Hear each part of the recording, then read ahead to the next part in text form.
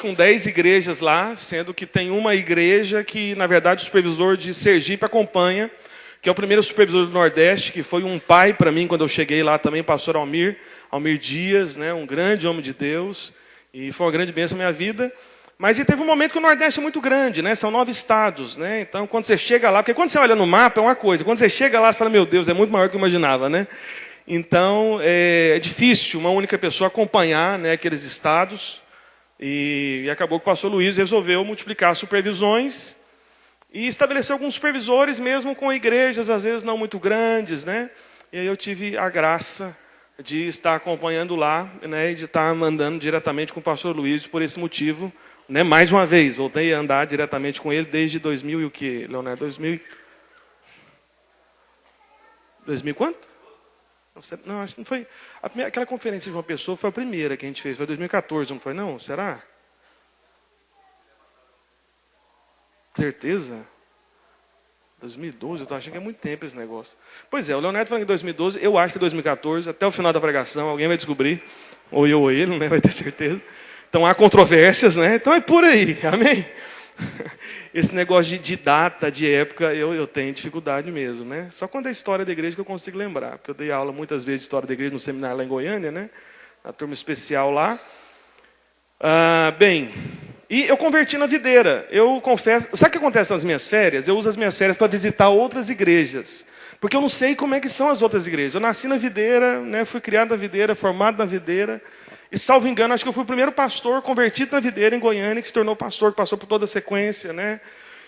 Mas a minha história é realmente...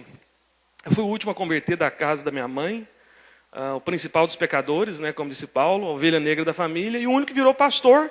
Porque aí depois eu descobri, está escrito, né? Paulo falou em 1 Coríntios, né? Que Deus escolhe os que não são. Então, o pior da casa de manhinha, como diz lá em Pernambuco, era o tal do Roberto, então que seja ele pastor. E aí eu estou aqui, né, para compartilhar a palavra com os irmãos. Mas vamos para a palavra. Antes da palavra, enquanto a gente estava ministrando ao Senhor aqui, eu senti algumas palavras no meu coração, que eu queria falar antes de compartilhar a palavra, porque eu estou preocupado com o tempo, tem tanta coisa para falar aqui. Eu falei, pastor Álvaro, pastor, eu preciso de muito tempo. Mas... cadê aquele irmão? Davi está ali, né? Ótimo, maravilha, perguntei o nome dele. Mas enquanto os irmãos estavam ministrando aqui, eu tive uma palavra no meu coração da parte do Senhor, que o Senhor está separando os irmãos aqui, amém, Davi? Você que, eu não sei se você que é o líder do louvor aqui dos irmãos, né? Mas eu vi você ministrando, e eu fui tocado, né, justamente nesse momento. Então, o Senhor, ele tem escolhido os irmãos aqui para um mover muito especial, né, em relação à adoração, mas adoração no contexto da nova aliança. Né? Essa que é a questão, é cantar a nova aliança. Então, a nova aliança ela precisa ser ministrada não só aqui nesse momento do pastor pregando, sabe, mas precisa ser cantada, sabe? E eu creio que o Senhor te escolheu de maneira especial para isso, amém? Para estar à frente desses irmãos aqui, nessa obra, né? E quando eu perguntei para o pastor Alvo qual que era o seu nome, ele falou Davi. Eu falei, não brinca, Davi? Sério? E Davi, né, os irmãos sabem, você com certeza sabe, né, ministro de louvor, né, o único tabernáculo, né, ou templo, né, de certa maneira, né, que o Senhor ele quer restaurar é o tabernáculo de Davi. Porque o tabernáculo de Davi foi o único elemento, vamos dizer assim, de construção, né, de algo que foi realizado no Antigo Testamento, que apontava para a nova aliança. Porque tirou-se os limites, as paredes, né? Todo mundo tinha acesso, era visível, né? a arca da aliança ali, todo mundo podia ministrar. Então, justamente por causa desse contexto da nova aliança. Então, não é sem motivo, Davi, até o seu próprio nome. Sabe, quando você nasceu, o Senhor já estava te separando para isso. Amém? Por isso, continue com esse coração simples, sabe, nesse encargo de cantar a nova aliança, de ministrar, conduzir a igreja a adorar nos termos da nova aliança. Amém? Há um mover especial para os irmãos aqui, pastoral. Pode ter certeza, sabe? Pessoas virão de longe, pessoas virão aqui por essa razão. Amém? E vão encontrar essa realidade da igreja aqui. E eu senti também uma palavra no meu coração, que de repente pode ser, eu creio, né, que até uma resposta de oração para a preocupação de alguns irmãos e irmãs aqui. Eu creio que nesse tempo, né, ainda nesse ano, os irmãos vão começar a ter uma sequência cada vez maior de testemunho, de conversão de famílias inteiras, pastor Alva. Então tem irmãos e irmãs que estão orando há anos, né, há tempos. E isso vai se tornar em breve, pastor Álvaro, né, isso não vai demorar muito, isso vai começar a acontecer, vai se tornar o comum. Então os irmãos vão começar a perceber esse contexto na igreja, sabe? Nesses próximos meses. E isso vai ser construído de tal maneira que os irmãos vão reconhecer a videira, né? De Capão da Canoa, né? Na verdade, apesar de ser Xangri-Lá, eu já descobri que, né? Mas amém, é de Deus, né? Olha para cá. Então os irmãos vão conhecer essa igreja como uma igreja onde famílias inteiras são agregadas à obra do Senhor. Amém? Então crê nisso, sabe? Você que tem pessoas da sua casa, né, da sua família, Deus tem uma palavra para você. Veja bem, o Senhor, ele tinha um compromisso, era com Noé. Mas quando foi para entrar na Arca da Aliança, não foi somente Noé. A questão era Noé. Então foi a esposa, foram os filhos. E esses filhos, assim, né, especialmente o mais novinho lá é problemático também, né? Então, só que não foram somente os filhos, foram as esposas dos filhos também, até as noras entraram. Olha aí que bênção, tudo por causa de Noé. Até as meninas lá que tinham nada a ver entraram no barco também, olha que maravilha. Percebe? Então, por isso que Paulo disse, né, em Atos 16:31, crê no Senhor Jesus, para o centurião lá desesperado, né? E será salvo tu e a tua casa. Amém? Mas isso vai ser um testemunho, pastor Álvaro, né? Isso está sendo construído aqui. Amém? Então os irmãos podem descansar no Senhor, que Ele está vendo a sua casa. Amém? E uma última coisa, porque eu preciso pregar, né? Pastor Álvaro, o Senhor, Ele tem colocado sonhos, né, no seu coração a respeito da obra, de algo grande, extraordinário, né? E o Senhor tem tido essa ousadia de pedir. O Senhor vai ver isso. Mas só que o Senhor, Ele quer confiar ao seu ministério, sabe? Essa igreja dos seus sonhos, né, que tem sido alimentada do seu coração, sabe para quê? Especialmente por causa do seguinte: para que pessoas, outros pastores, o seu testemunho vai ser instrumento, na verdade, de libertação de um tipo de cadeia na vida de muitos pastores, que é a cadeia da angústia, da preocupação, sabe? Que é a cadeia da tensão, sabe? Da pressão emocional. Porque quando eles vierem para ter com o Senhor, para sentar, mas me conta. Aí o Senhor vai começar a rir. Igual está fazendo agora, está vendo? Aí o Senhor vai começar a rir. O Senhor vai rir. Entende? Então veja. Paulo, para mim, é uma das melhores definições, a definição mais objetiva, tem uma outra pregação sobre isso, em algum momento talvez até pregue sobre isso, né? Ele fala lá em Romanos 14:17, que o reino de Deus é justiça, paz e alegria no Espírito Santo. Amém? Então esse é o caminho. Então descobre-se a justiça pelo Evangelho, né, pela cruz, e aí recebe-se a paz por consequência dessa convicção da justiça, e por consequência vive-se na alegria do Espírito Santo. Então, Deus quer usar o Senhor de maneira muito especial, sabe, para ser impressionante, sabe, o encontro desses pastores com o Senhor. Amém? Aleluia. Pronto, maravilha, eu amo essa foto, tá vendo? Você e minha família. Tem um tempinho atrás, né? Não é long time ago, não, mas é um tempinho razoável, né? Então, aqui está ali abraçada, né, comigo ali a Sara, né, ela é a mais velha. Ela tem... A Isabela fez, foi 8 ou 9, hein? Foi 8, né? 8. Então, não, os irmãos acham que eu estou brincando, né? Ela vai fazer 10, né? Ela tem 9, faz dia 10, dia 5 de dezembro, né? Que inclusive foi o dia que eu batizei nas águas, olha que coisa incrível, né? E meu aniversário é 29/5, aí agora eu estou conseguindo lembrar as coisas, né? E o da minha esposa é 25/9, olha que coisa interessante também, né? E a Isabela, que está ali ao lado da minha esposa. Agora tem algumas outras fotos também? Cadê as outras? Manda aí. Ou mandou só uma? Tem mais uma? Isso. Aí tem uma mais recente das minhas filhas, lá na praia de Porto de Galinhas. Né? Deus é tão bom para mim. Sabe como é que é, irmãos?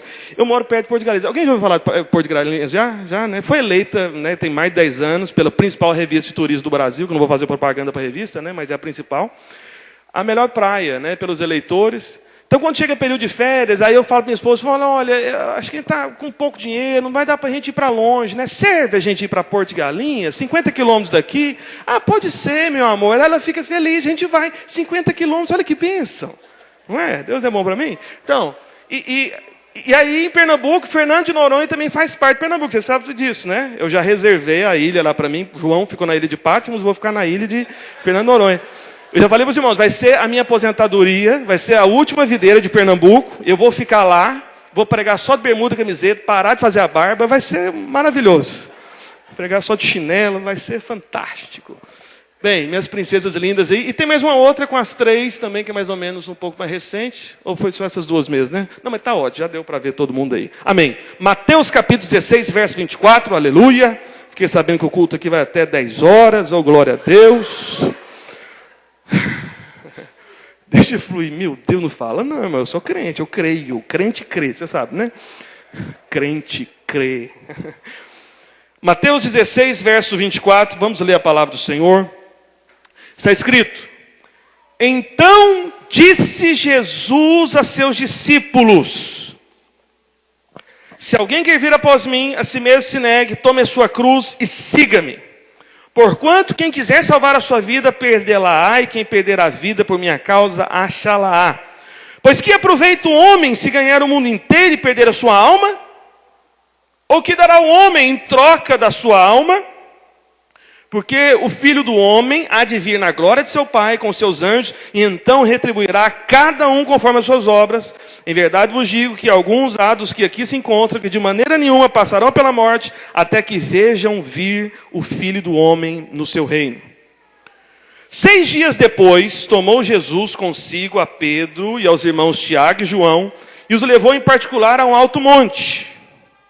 Foi transfigurado diante deles. O seu rosto resplandecia como o sol, as suas vestes tornaram-se brancas como a luz, e eis que lhe apareceram Moisés e Elias falando com ele. Então disse Pedro a Jesus: Senhor, bom é estarmos aqui. Se queres, farei aqui 3 tendas. Uma será tua, outra para Moisés, outra para Elias. Falava ele ainda, quando uma nuvem luminosa os envolveu, e eis vindo da nuvem uma voz que dizia: este é o meu filho amado, em quem me comprazo, a ele ouvi. Ouvindo-a, os discípulos caíram de bruços, tomados de grande medo.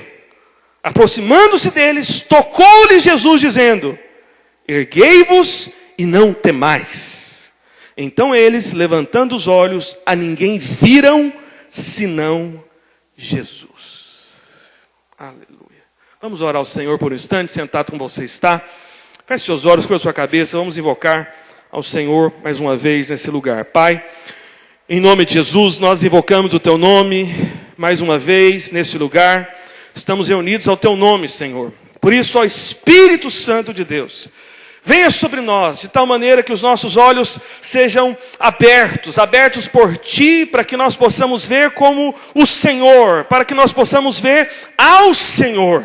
Que o Senhor possa falar de maneira que haja compreensão, não apenas na mente, mas no Espírito. Por isso eu te peço, ó Pai, dá-nos palavras espirituais que traduzam as realidades do Teu Espírito. Dá-nos ouvidos para ouvir, olhos para ver. Fala conosco, ó Pai, de tal maneira que nós possamos sair aqui ao final dessa palavra com a firme convicção, ó Deus, de palavra do céu. Apesar das limitações dos Teus instrumentos, nós sabemos que pela Tua graça, ajuntados, reunidos ao Teu nome, o Teu falar se manifestará entre nós para a Tua própria glória, em o nome de Jesus. E todos digam amém. Amém.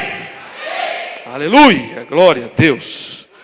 Irmãos, nos evangelhos sinópticos, né, que é uma palavra que significa praticamente semelhante, esse é o significado da palavra complicada, né? São os evangelhos sinópticos, Mateus, Marcos e Lucas, né? Porque existe uma semelhança entre esses evangelhos. Apenas o evangelho de João, que tem uma certa distinção, tem capítulos maiores, tem discursos maiores de Jesus, tem orações maiores de Jesus, tem citações que não estão nesses outros 3 evangelhos.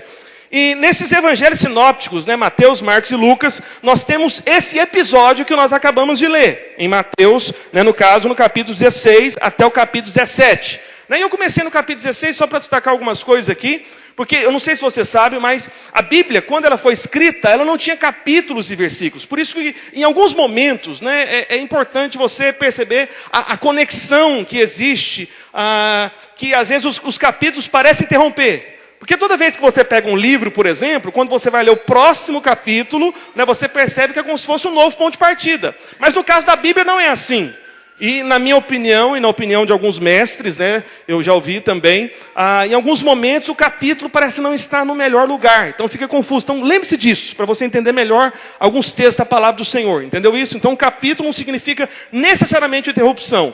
Os capítulos foram colocados posteriormente. Não tinha capítulo na Bíblia. Primeiro colocaram capítulos, aí depois colocaram versículos, né, para poder localizar melhor os textos. Tem a sua utilidade, mas às vezes atrapalha. Você quer saber. Mas, pois bem...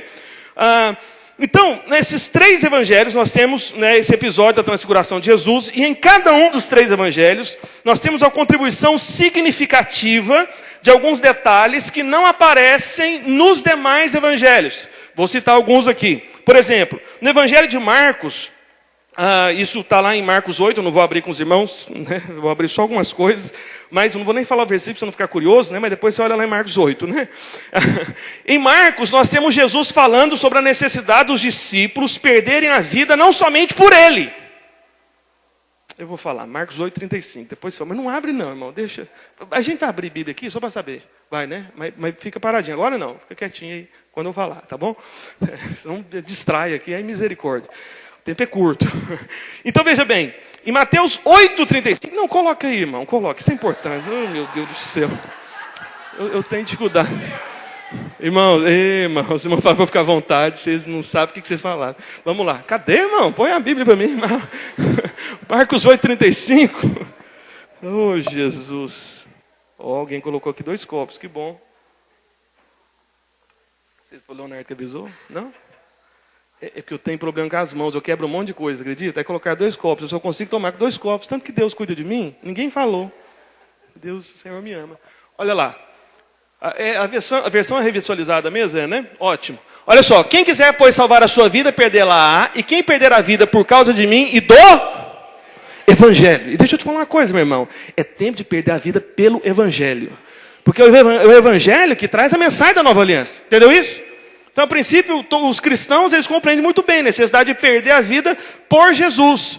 Porque, olha, a gente ainda está tendo algumas liberdades de anunciar o Evangelho, de vir com a mensagem da nova aliança, mas isso ainda vai trazer perseguição. Pode preparar, pastor Alvo, entendeu? Então, as pessoas começarem a falar, essa igreja aí, essa é a igreja da porta larga e tudo, só fala da graça, do amor de Deus. Mas veja, por isso que Jesus, ele anunciou já. Então tem que se perder a vida pelo Evangelho também, entendeu? Então enquanto o Evangelho não está fazendo você perder algumas coisas, é porque de repente não está falando tão o Evangelho assim, amém? Então por isso nós estamos assistindo esse caminho, então prepare-se para isso, você vai ser perseguido por causa da mensagem do Evangelho, amém? A boa notícia da salvação dos perdidos, amém? A boa obra da cruz, né? A obra do Evangelho mesmo. Então veja.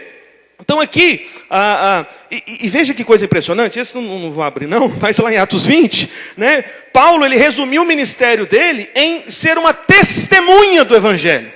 Então como que você resume o seu ministério? Atos 20, 24, mas não abre não, irmão.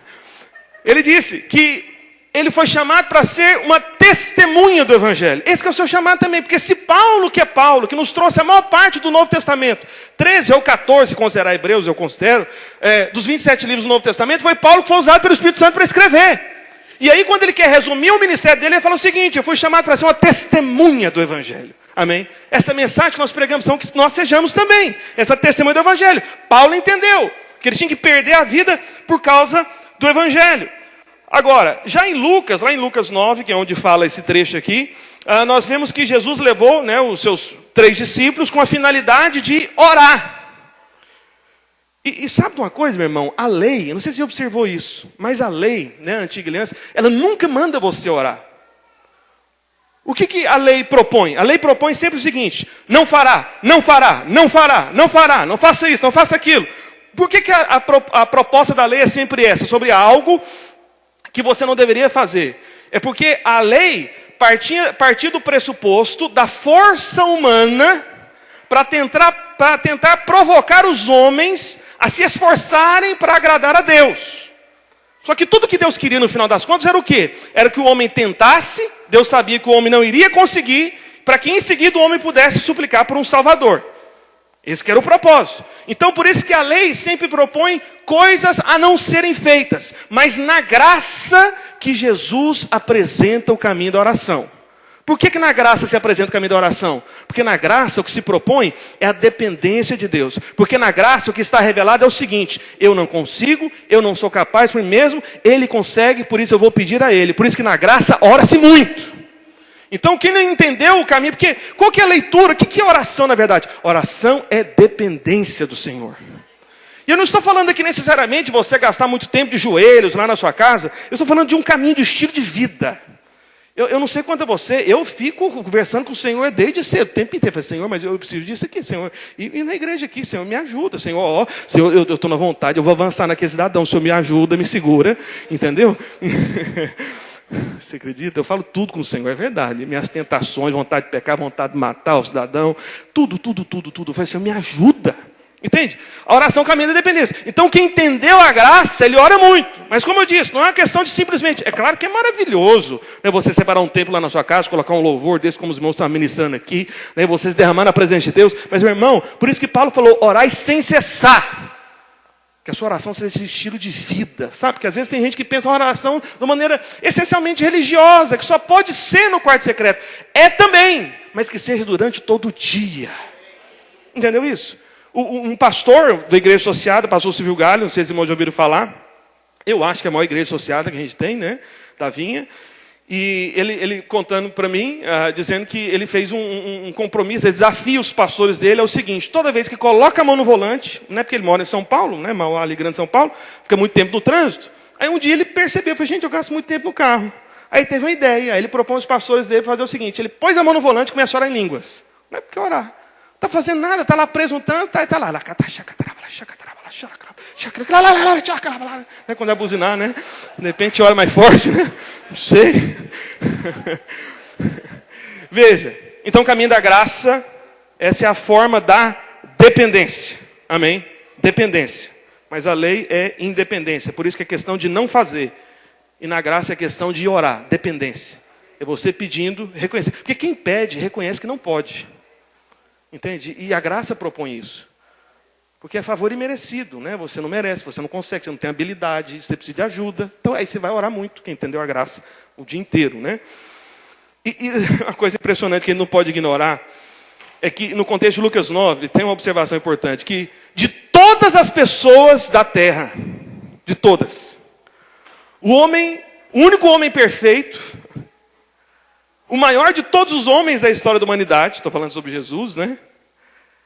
Ainda que ele tivesse poder nele mesmo para realizar milagres, ainda assim ele orou. Quando foi tomar as decisões mais importantes do seu ministério, como escolher os discípulos, ele virou uma noite orando. Impressionante, né? Impressionante. Bem, esse evento que a gente está falando aqui da transfiguração, normalmente a gente chama de o Monte da Transfiguração, Pedro chama de o Monte Santo. Inclusive, vamos lá para 2 Pedro, capítulo 1, verso 14, por favor. 2 Pedro 1, 14. Então, nós temos um momento aí do Monte da Transfiguração, que a gente leu agora há pouco, né, em Mateus 17, do verso 1 até o verso 8. Mas aqui, em 2 Pedro, capítulo 1, a partir do verso 14, daqui a pouco a gente vai ler, esse episódio do Monte da Transfiguração, baseado nesse texto que nós vamos ler agora, você vai descobrir que ele marcou profundamente a memória do apóstolo Pedro. Essa carta que Pedro está escrevendo, 2 Pedro, é a última carta que ele escreve. E você vai ver na leitura que nós vamos fazer aqui, que Pedro, né, uma coisa que também, isso me impressiona, né, não sei se o senhor vai fazer isso comigo, mas eu acho que eu gostaria de que acontecesse isso comigo. Mas você percebe na vida de alguns homens de Deus da Escritura, que eles sabiam quando estavam próximos de partir, né? Eles sabiam, né? Paulo soube, né? Pedro soube também, né? No Antigo Testamento também tem vários casos também, né? Inclusive em relação a próprio Isaac, né? Quando ele vai abençoar ali Jacó e Esaú, depois Jacó também, né? Ele soube, né? Eu estou perto de partir, então deixa eu liberar uma bênção aqui para o futuro dos meus filhos, né? Então sabia, é uma coisa interessante, né? E parece que a coisa não tem relação com a idade, porque cada um numa época diferente, né? Por isso que eu estou falando que só pode ser espiritual. E Pedro sabia disso. E veja, Eu tenho certeza, não tem dúvida nenhuma, né? Isso faz todo sentido, né? Quando a pessoa, ela sabe, de repente por causa da idade ou por causa de uma doença, né? Vamos supor que de repente você vai no médico e o médico fala para você, olha, é o seguinte, você só tem mais 3 semanas de vida. Eu tenho certeza que você faria algum tipo de reunião com a família e você se esforçaria para que nessa reunião de despedida, de fim de vida, né? Porque você vai partir para a glória, você se dedicaria a falar aquelas coisas que são as mais importantes para você, que você gostaria que marcasse a memória de seus familiares, não é verdade? Né, eu penso aqui, né, especialmente, não sei quantos aqui já são avós, né, avós, né, quantos aqui são já, deixa eu ver aqui, maravilha, ótimo, né? Então, tem valores que você carrega e que são muito importantes, que você gostaria de transmitir isso, né, para os filhos, transmitir isso para os netos, né? Mas fiquem em paz, os irmãos mais velhos aqui, não estou falando que ninguém vai por agora, não. Mas se for também é bênção, né? Não. Eu vivo viajando de avião, né? Viajo, acho que razoavelmente, menos que o pastor Luiz, com certeza, né? Mas às vezes eu entro no avião e fico pensando, Senhor, será que é agora, né? Porque eu acho que se o avião cair, eu nem caio, eu já subo, sabe? Né? É verdade. Bem, mas essa é outra pregação. Vamos continuar aqui. Veja bem, Pedro foi muito marcado por esse episódio. Quando ele está chegando no final da vida dele, na última carta que Pedro escreve, ele considera como a coisa mais importante os princípios a respeito dessa experiência que ele teve no Monte da Transfiguração. Você vai perceber isso. Esse foi o propósito principal da sua última carta aos irmãos. Ele escreve sobre esse assunto, né? Logo após de Jesus ter revelado a ele que ele iria encontrar com Jesus no céu. Então vamos ler agora sobre isso que eu acabei de explicar. 2 Pedro capítulo 1, verso 14, está escrito. Certo, olha só como é que ele fala, veja os termos, né? Certo de que estou prestes a deixar o meu tabernáculo, né? Está falando do corpo dele, como efetivamente nosso Senhor Jesus Cristo me revelou. Olha, Jesus falou para ele, Pedro, acabando, hein? Está na prorrogação já, e já está no segundo tempo da prorrogação. E não tem pênalti, só tem prorrogação, segundo tempo. Jesus falou para Pedro, percebe? Está escrito, claro, não tem que interpretar aqui, verso 15. Aí olha só o que Pedro fala, presta atenção, é muito importante, ele soube que era o fim. Como ele soube que era o fim, tinha coisas que ele queria lembrar aos irmãos. Falei, gente, está acabando meu tempo, então eu só preciso lembrar vocês as coisas mais importantes. O apóstolo Pedro, amém? O primeiro que teve a revelação de Cristo. Ele foi o primeiro a ver Cristo como Messias que haveria de vir. Entende? Ele foi o primeiro grande instrumento do Senhor, né? E podemos dizer na inauguração da igreja, né? Lá em Atos, né? Quando anunciou ali o Evangelho, né? E quase 3.000 foram acrescentados naquele dia através do batismo. Pedro é uma pessoa muito importante.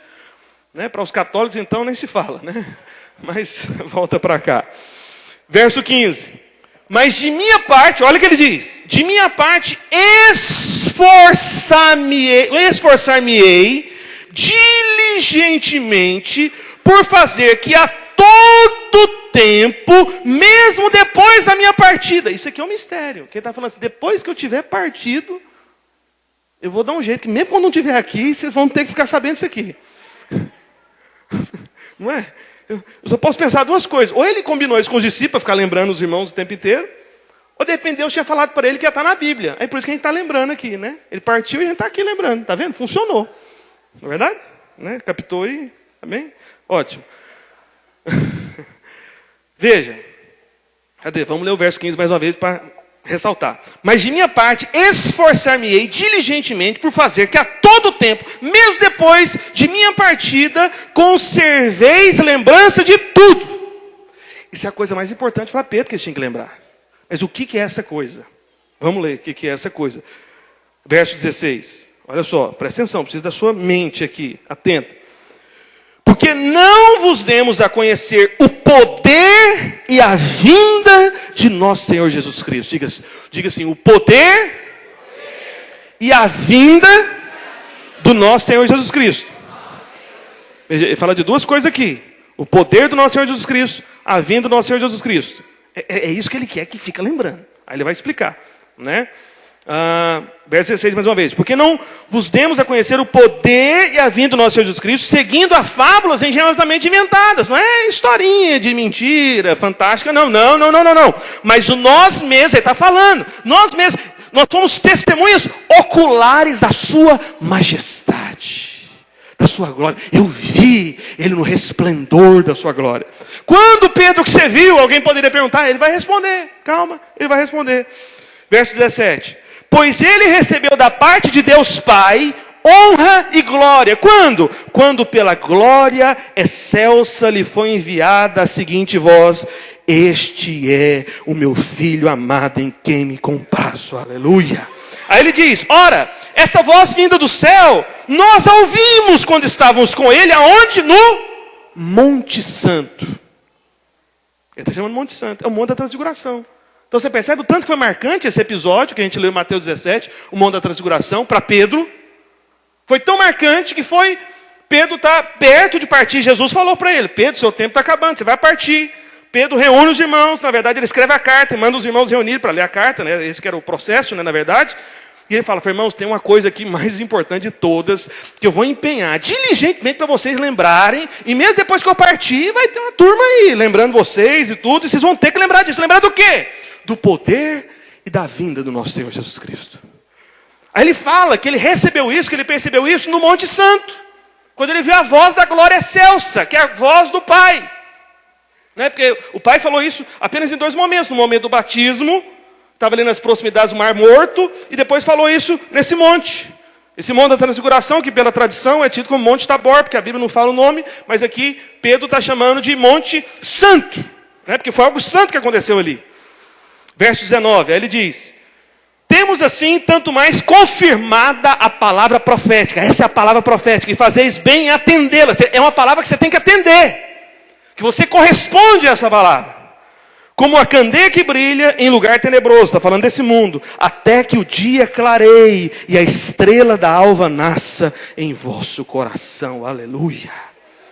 Então veja a ênfase que Pedro dá no verso 15, para conservar a lembrança de tudo. O que ele queria que eles se lembrassem? Duas coisas, diga mais uma vez, diga assim, o poder do Senhor Jesus Cristo.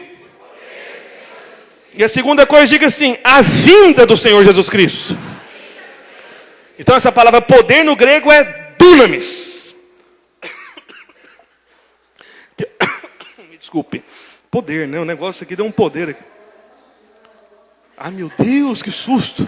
Falei, gente, será que apareceu alguém falando aqui atrás de mim? Algum vídeo, né? Mas olha para cá. É só falar de poder, os irmãos manifestaram o poder lá também. Aleluia. Poder para todo lado. Então dunamis, de onde vem a palavra dinamite? Poder. Algo forte. E essa vinda aqui é parousia, ou parúcia, né, que seria a pronúncia também. Então, quando nós observamos esses dois destaques conclusivos de Pedro no final da vida dele, e veja bem, no final da vida de Pedro, ele está no momento de maior maturidade da vida dele. Entende? No final da sua vida, no ápice da sua maturidade, o que ele entende que é importante lembrar? Dessas duas coisas. Então, isso só pode ser muito importante, não é verdade? Só pode ser muito importante. Conhecer o poder do Senhor Jesus Cristo, né? E a vinda do Senhor Jesus Cristo. Então isso é muito importante. Muito importante. Muito importante. Então nós chegamos a esse entendimento da necessidade de buscarmos essa mesma perspectiva de Pedro naquele episódio da Transfiguração. Então nós vamos voltar, agora nós vamos lá para Mateus 17, voltar no verso 1. Para procurar essa perspectiva de Pedro. Como que a gente pode perceber esse poder? Que poder é esse que Pedro está falando? De Jesus? E o que o Senhor está falando a respeito da vinda aqui nesse episódio da Transfiguração, que nós lemos de Mateus 17, nós vamos ler agora só o trecho que fala propriamente dito, verso 1 em diante, Mateus 17. 6 dias depois tomou Jesus consigo a Pedro, aos irmãos Tiago e João, e os levou em particular a um alto monte, né, o Monte Santo, né, que Pedro chamou de Monte Santo. E foi transfigurado diante deles, o seu rosto resplandecia como o sol, e as suas vestes tornaram-se brancas como a luz, e eis que lhe apareceram Moisés e Elias falando com ele. Somente até aqui por enquanto. Então nesse momento da transfiguração de Jesus, nós temos justamente uma dessas duas perspectivas de Pedro, na verdade. Que quando a Bíblia fala que o rosto de Jesus resplandecia, e tinha essas vestes brancas como a luz, isso já fala de Cristo, com as glórias celestiais que Ele virá para nos buscar. Já é Cristo glorificado. Amém? Então isso já fala da sua vinda. Então quando você vê Jesus com essa característica, com essa manifestação resplandecente de glória, isso já fala da vinda do Senhor Jesus. Já são sinais da vinda. Mas não é somente isso aqui, a gente vai ainda voltar nesse ponto. Só que nesse instante descrito por Mateus, eu preciso falar de outra coisa. Aparecem aqui também duas figuras ilustres da fé judaica. Aparece aqui Moisés e aparece quem mais? Elias. Moisés e Elias. Porque entre eles, ninguém é maior do que Moisés, assim como nenhum profeta é maior do que Elias para o povo judeu. Tanto é que quando Jesus perguntou para os discípulos, quem que o povo diz que eu sou? Tem alguns até que falavam assim, só pode ser Elias, que voltou, deve ser Elias. Então, essa grande expectativa, por causa dos feitos de Jesus. E Moisés e Elias, eles foram os maiores heróis para o povo judeu. Os maiores heróis, sendo Moisés o representante da lei, e Elias o representante dos profetas. E eles apareceram em glória junto com Jesus. Nós temos Jesus glorificado e nós temos eles também em glória, no Monte da Transfiguração. Então toda essa glória resplandecente, toda essa imagem incrível, extraordinária, que nós só teremos conhecimento dela lá na glória, por isso que a gente fala da glória mesmo, porque era a glória que eles viram ali em Cristo Jesus. Isso estava sobre Moisés e Elias ali por um instante, quando eles apareceram. Só que Moisés, ele foi um legislador da lei. Os dois aqui representam a lei, na verdade. Enquanto que Moisés era um legislador da lei. Como assim legislador da lei? Foi aquele que foi instrumento de Deus para trazer como a lei deveria acontecer. O desenvolvimento da lei veio por Moisés. Ele legislou, então era um legislador da lei. E Elias, por que Elias se relaciona com a lei? Eu vou dizer para você. Elias, ele era um restaurador da lei. Porque todas as vezes que a nação de Israel se desviava da lei, o Senhor levantava um profeta para que a lei fosse restaurada. Para que as pessoas, para que a nação pudesse voltar aos termos da lei. Era assim que acontecia com Israel. Então teve o legislador da lei, que é Moisés, que é o maior para a nação de Israel. Mas sempre o Senhor levantava um profeta para fazer o povo voltar para os termos da lei. Então nós temos aqui um legislador da lei e um restaurador da lei. Toda vez que a lei era esquecida, Deus levantava um profeta. E cada um deles, tanto Moisés quanto Elias, eles tiveram o seu próprio tempo, que já foi encerrado na dispensação atual da graça. Amém? Fala para o irmão que está do seu lado. Fala o tempo do legislador da lei, que é Moisés, e do restaurador da lei, que Elias já encerrou. Fala para ele, a dispensação atual é da graça. Fala para ele, estamos nos termos da nova aliança. Amém? Ótimo, daqui a pouco a gente vai ver isso um pouco melhor. Então veja, o tempo da lei passou. Porque o tempo agora é o tempo de Cristo, é o tempo da graça. Diga amém. Aleluia. Mas veja bem, como Pedro disse que na transfiguração nós temos o conhecimento da volta, ou seja, da vinda de Jesus, nós podemos fazer uma interpretação aqui também. Podemos aplicar da seguinte maneira. Tanto Moisés quanto Elias, eles representam também dois tipos de crentes que existirão na ocasião da volta do Senhor Jesus, da seguinte maneira. Moisés, ele representa, porque aqui Pedro falou que o Monte da Transfiguração fala a respeito da vinda de Jesus, amém? Então eu estou mostrando para você um aspecto, como que o Monte da Transfiguração, aquele episódio, se relaciona à vinda de Jesus. Os irmãos vão me acompanhando, amém? Ótimo. Então Moisés representa o tipo de crente que na ocasião da volta de Jesus já morreu.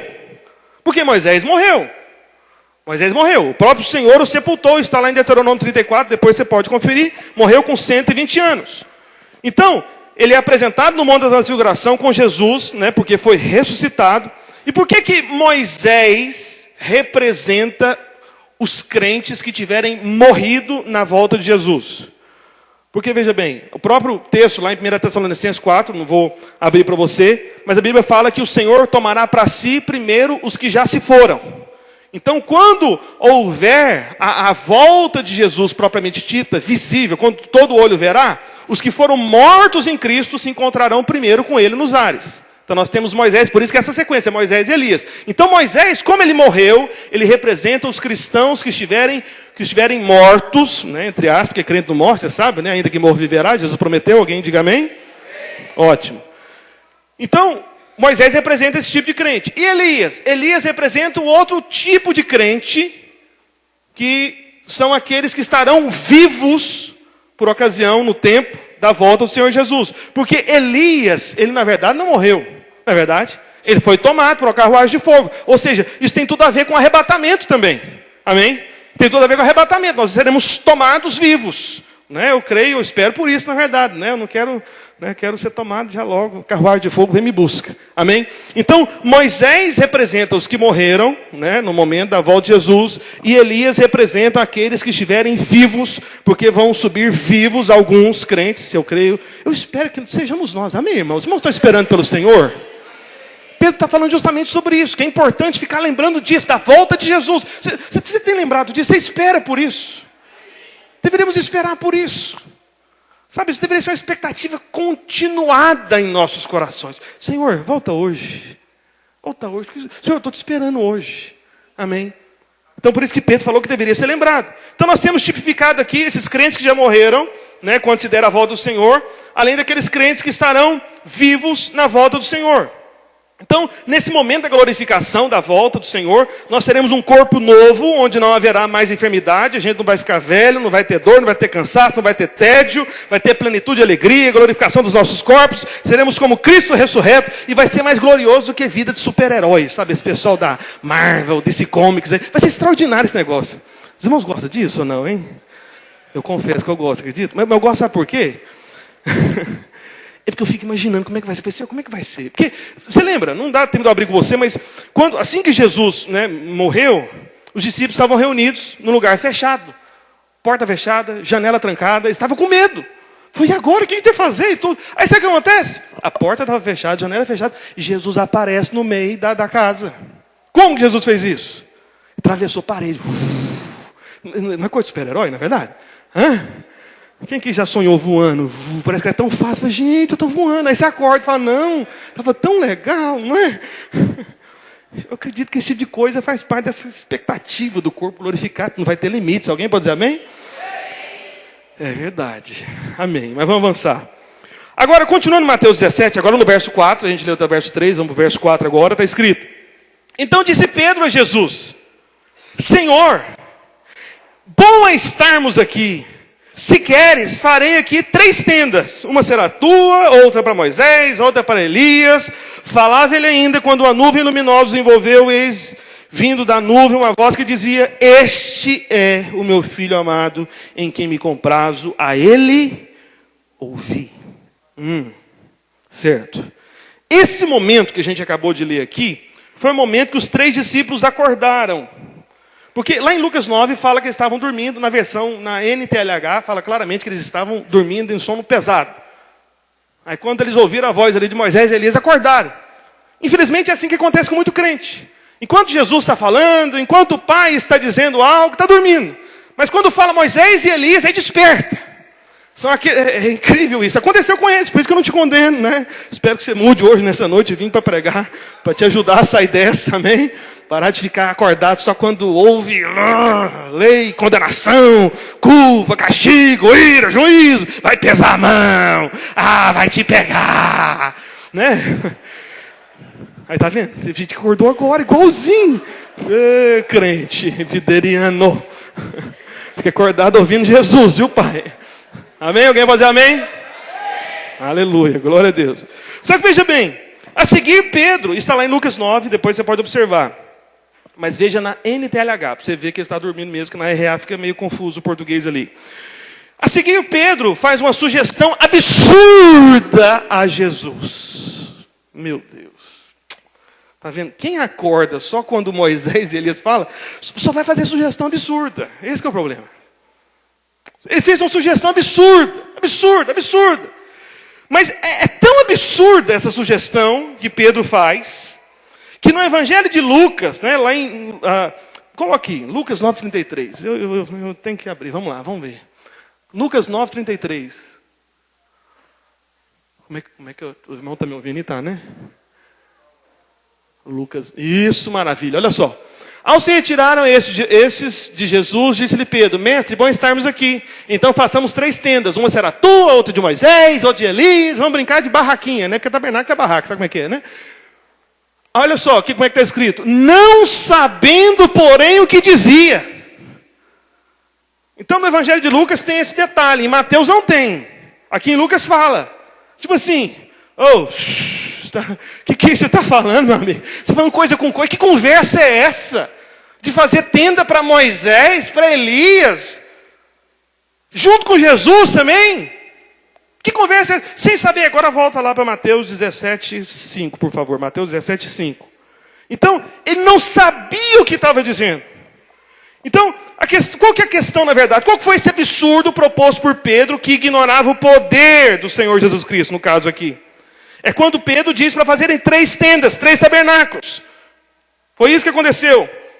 Mas qual que é o problema disso? Qual que é o absurdo disso? Por que ele falou como quem não sabia o que estava dizendo? Como se fosse um louco, na verdade. Inconsequente. Ele não sabia o que estava dizendo. Por que esse absurdo você pode pensar? O que é isso, pastor? Pedro estava querendo ser hospitaleiro, né? Chega uma pessoa, faz uma barraca para cada um. Uma barraca para Moisés, barraca para Elias, barraca para Jesus. E está aí a festa das barracas, né? Porque tabernáculo é barraca também, o significado da palavra. Só que qual que é o problema? Quando Pedro propõe fazer uma barraca para cada um, Pedro estava colocando Jesus no mesmo nível de Moisés e de Elias. É como se Pedro dissesse, que bom, vocês são todos iguais mesmo, vou fazer uma barraquinha para cada um, olha que gracinha, meus 3 heróis. Ele colocou no mesmo nível, porque ele propôs a mesma coisa.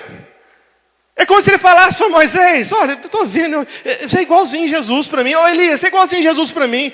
Jesus, você é igualzinho Moisés para mim, você é igualzinho Elias para mim. Tem crente que pensa isso, olha para Jesus e vê Moisés, olha para Jesus e vê Elias, não entendeu nada.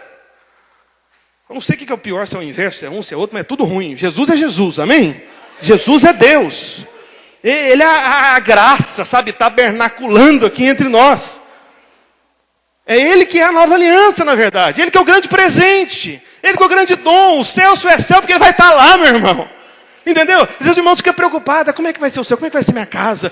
Que casa o quê, meu irmão? Eu quero estar com Ele. É com Ele que você tem que querer estar. A questão é Ele, é a pessoa dele. A questão é Jesus. Jesus. Não são as coisas. É Ele. É tudo sobre Ele, na verdade.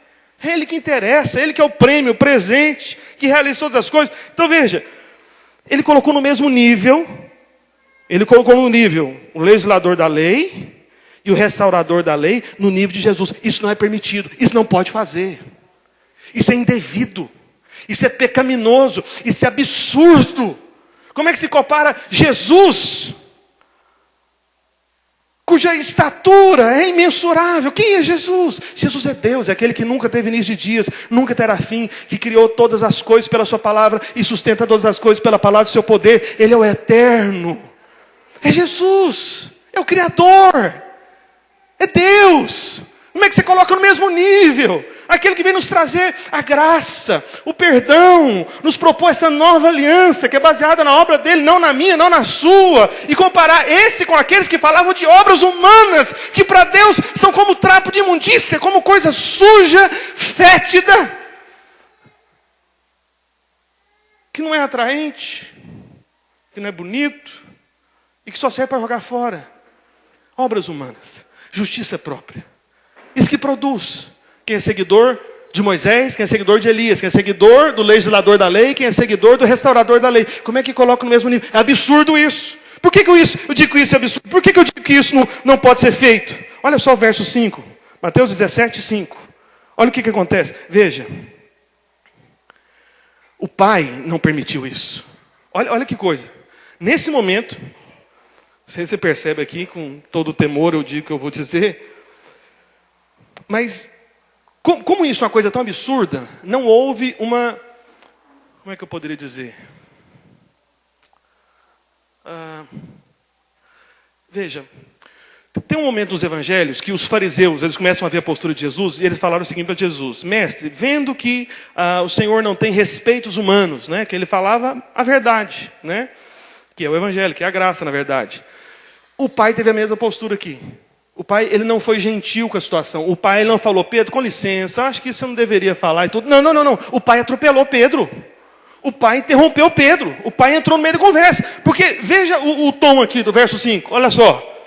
Quando Pedro estava com essa conversinha de barraquinha, lembra? Mesmo nível, lei, Restaurador da lei e graça está querendo pôr tudo no mesmo nível. O pai não deixa, o pai não permite.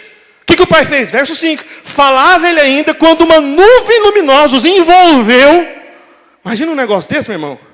Uma nuvem te envolveu, agora imagina uma nuvem cheia de luz. As luzes, o que é isso está acontecendo? Entendeu? O negócio foi para constranger o cidadão mesmo. Tipo, ei, para de falar. O que você está falando aí, rapaz? Que conversa é essa? Entende? Falava ele ainda quando a nuvem luminosa os envolveu, e eis vindo da nuvem uma voz que dizia: este é o meu filho amado, em quem me compraz, a ele ouvi. Falava ele ainda. O pai entrou na conversa. O pai não deixou complementar o assunto. O pai não deixou, ele cortou. Ei, não existe isso não. Que conversa é essa? Querer colocar no mesmo nível. E o pai terminou dizendo o quê? A ele ouvi. O pai falou no singular. A ele ouvi. Ele não falou a eles ouvir. Ele falou a ele. A quem? Ao filho amado. Ele não falou, não, Pedro, faz sentido. Continua ouvindo Moisés, Pedro. Continua ouvindo Elias, Pedro. E se der tempo, ouça Jesus também. Não foi isso que o pai falou. Não, ele interrompeu para cortar essa conversinha de que tem que manter Moisés. Ele interrompeu para cortar essa conversinha de que tem que manter o restaurador da lei. Não tem. E o triste, sabe? E uma advertência aos jovens, né? Tem vários jovens aqui também. Você que fica assistindo pregação na internet, de pregador que fica proclamando juízo sobre a nação brasileira, aquilo é Elias. Não ouça, isso é espírito de Elias. O pai falou, não ouça eles. Não é eles que você tem que ouvir. Sabe, esses pregadores que só ficam lançando a maldição sobre a terra. É, porque é o juízo. Não, quando teve aquela doença, que praga de doença que foi mesmo, naquela época lá, que lá em Pernambuco, inclusive, que a coisa ficou feia lá. A chikungunya, né? Você lembra? Que teve de pregador, de ministério grande, proclamando aí o juízo sobre a nação brasileira. Que isso, irmãos? Isso é Elias. Você tem que ouvir Elias segundo o pai, sim ou não? Está querendo restaurar a lei, restaurar o juízo. Isso é Moisés. O pai falou, ouça o filho, na verdade. Ouça o filho. Não tem que ouvir mais Moisés. Não tem que ouvir mais Elias. Tem que ouvir a ele. A ele ouvir. No singular. A ele ouvir. Então o filho deveria ouvir. Ou seja, ouça o filho. Repito, ouça o filho. Essa é a direção do pai, do nosso pai. Veja bem, Moisés estava lá. Elias estava lá. Eles estavam lá. Será que eles não tinham algo para dizer? Não. Não tinha nada para dizer. Não tinha nada para dizer. O pai falou isso na frente de Moisés e Elias. O que Moisés e Elias falaram? Nada. Passou o tempo de Moisés falar. Passou o tempo de Elias falar. É tempo de se ouvir uma única pessoa. Ouça o filho. Somente o filho. Só o filho. Não Moisés, não Elias. Ouça o filho. O tempo dele já passou. A lei e os profetas já cumpriram o seu propósito. O tempo de Moisés e Elias já passou. Agora é o tempo do Filho de Deus. Ouça o filho. Deixa eu te mostrar algo aqui. Eu estava pensando, eu não ia falar isso, mas agora eu vou falar. É uma coisa que eu estava compartilhando com o irmão lá em Criciúma. Agora, pô, ele foi impressionado. Eu falei, gente, esse negócio de Deus. Eu vou enfiar esse negócio no meio dos bolsos lá e vou falar. Então vamos lá. Abre Isaías 61, verso 1. Vamos lá. É uma coisa impressionante, meu Deus do céu. A palavra de Deus é perfeita. Você precisa de ver. Presta atenção. Presta atenção. Olha lá. Cadê, irmão? Isaías 61. Estou aqui na empolgação. Você, né? Você vê aqueles atacantes, o cara está lá, está na frente do gol, toca. Aí o cara demora para chutar, passa o tempo da bola, não faz gol, né? Vamos lá. O Espírito do Senhor Deus está sobre mim, diga aleluia. Porque o Senhor me ungiu para pregar boas novas aos quebrantados, enviou-me a curar os quebrantados de coração, a proclamar libertação aos cativos e a pôr em liberdade os algemados, aleluia. Verso 2, vai lá. Gol. Verso 2, irmão. Aí, isso. Agora, presta atenção, essa é a parte que você precisa de ter atenção. Vamos lá. E apregoar o ano aceitável do Senhor. Diga, ano aceitável do Senhor. Certo. Mas qual que é a próxima coisa que Isaías fala aqui? E o dia do que, irmãos? Da vingança do nosso Deus. Dia da vingança do nosso Deus. Tem gente que prega do dia da vingança, do juízo sobre o Brasil? Tem ou não tem? Tem, não tem? Agora, Jesus leu esse texto aqui, sabia? Na sinagoga. Onde está isso? Vamos ver Jesus lendo esse texto. Mas não tira ainda não, calma aí, irmão. Bem que eu nem falei também, né? Agora eu estou preocupado do irmão ser rápido demais.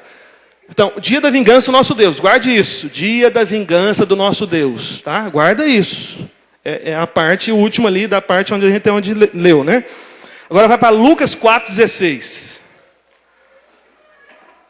Lucas 4,16. Vamos lá. Isso. Lucas 4,16. Calma, que vai demorar ainda, viu? Não adianta chorar, não. Olha só, Lucas 4,16. Indo para Nazaré, onde fora criado, entrou num sábado na sinagoga, segundo seu costume, e levantou-se para ler. Né? Um bom judeu, cumprindo a lei, Jesus, vamos lá, verso 17. Então lhe deram o livro de qual profeta, irmãos? Isaías, viu? Isaías. E abrindo o livro, achou o lugar onde estava escrito. Ele achou, tá vendo? Não tinha capítulo e versículo nessa época. Ele teve que ficar procurando. Ele achou. Vamos lá, verso 18. A leitura. Lembra do texto que a gente leu? Isaías 61, verso 1 e 2. Vamos ler o texto. Vamos lá. O Espírito do Senhor está sobre mim, pelo que me ungiu para evangelizar os pobres, enviou-me para proclamar libertação aos cativos, restauração da vista aos cegos, para pôr em liberdade os oprimidos, né? No caso aí dos gemados, a mesma coisa. Verso 19. Como é que termina o verso 19? Vamos ler o verso 19, 1, 2, 3 e apregoar o ano aceitável do Senhor. Veja, apregoar é coisa de pregador, pregação. O que você apregoa nesse tempo? O ano aceitável do Senhor. Esse é o tempo que nós vivemos. O tempo do ano aceitável do Senhor. Qual ano? 2018, 2019, 2020. Até a volta do Senhor é ano aceitável. Quando o Senhor vier de maneira visível, aí vai ser o dia da vingança. A Bíblia diz que Jesus ele vai voltar, pisar o Monte das Oliveiras, que vai se fender ao meio, vai morrer um monte de gente, aí a coisa vai ficar complicada. E aí Jesus vai vir da maneira que os judeus esperam. E aí os judeus vão crer que Jesus é o Messias só nessa ocasião. Porque eles esperavam Jesus vindo como um guerreiro, como Davi. Entende isso? Amém? Ótimo. Mas, e apregoar o ano aceitável do Senhor. Amém? Vamos ler mais uma vez, 2, 3 e apregoar o ano aceitável do Senhor. Agora presta atenção. Presta atenção. Olha o que está escrito no verso 20. Coloca o verso 20, vai, irmão. E tendo fechado o livro. Ué, ele não leu a parte da vingança. Será que Jesus não viu a parte da vingança? Ele viu. Ele viu. É porque ele que é a palavra, irmãos. Ele que escreveu a palavra. Isaías foi só um instrumento. A palavra escreveu a palavra. Ele é o verbo de Deus. Ele é a palavra de Deus. João capítulo 1. Então ele viu.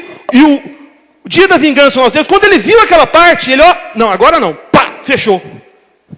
Só que tem pregador que, pá, abre. Não entendeu. Jesus, ele que escreveu esse texto. Então ele não falou. Por que Jesus só falou até o ano aceitável do Senhor? Porque essa é a dispensação que nós vivemos. E é isso que tem que ser apregoado. Não é para falar de vingança de Deus. Não, esse tempo não chegou. Não chegou. É tempo de favor de Deus. De apregoar o ano aceitável do Senhor. De apregoar o evangelho. De apregoar o perdão dos pecados. De falar para as pessoas que tem jeito. Ah, mas tem a zica. Ah, mas tem o zico e mais não sei o quê. Fala, mas tem, mas Deus pode te guardar, Deus é bom, Ele pode te livrar. Ah, mas eu pequei, eu falei, pois é, Ele morreu na cruz para eliminar o problema dos seus pecados, para que você não tenha mais culpa, para que você não tenha mais condenação. Ah, mas eu estou doente, pois é, levou as enfermidades também, deixa eu orar por você de graça, porque Ele já tomou sobre si todas as enfermidades. Ah, mas eu acho que deve ter um juízo sobre o Brasil. Meu irmão, o castigo que nos traz a paz estava sobre Ele, então não espere pelo castigo, fique em paz. O Evangelho. Jesus fechou o livro no ponto da vingança e não leu. É o que está escrito, os irmãos viram? Não é ideia minha, é ele. Então ouça o filho. Ouça o filho. Ouça o filho. Se alguém fala isso que eu estou te falando, está falando pelo filho. É isso que você tem que ouvir. Entende? Vamos continuar. Tendo fechado o livro, devolveu o assistente, está vendo? Ele encerrou o assunto. Ó, não lê mais não. Eu li o que tinha que ler, agora passou. Não lê mais nenhuma parte depois disso. Entregou para o assistente. E sentou-se toda a sinagoga, tinha os olhos fitos nele, verso 21. Olha só o que ele diz. Então passou Jesus a dizer-lhes: hoje se cumpriu a escritura que acabais de ouvir. Aleluia! Se cumpriu. Então, desde aquele momento, até o tempo que se chama hoje, e até a volta de Jesus, enquanto nós estivermos aqui, é para apregoar o ano aceitável do Senhor. São as boas novas, é a boa notícia do Evangelho. Os irmãos estão acompanhando, amém? Meu Deus do céu, nossa, eu tenho tempo, eu preciso ir embora. Vamos lá. Lá em Mateus 17,4, volta para Mateus 17,4. Ai, Jesus amado, não sei nem se eu bebo água, não dá tempo aqui. Não, água não é H2O, né? Quase água. A fórmula, né? Assim, H2O, mas é outra coisa. Mateus 17,4. Então disse Pedro, vamos voltar ao absurdo aqui, né? A gente estava lá em cima, agora vamos descer um pouquinho, né? Então disse Pedro a Jesus, Senhor, é bom estarmos aqui, farei aqui 3 tendas, né? Isso é uma coisa importante também. Veja, Moisés e Elias, eles não têm que habitarem aqui entre nós.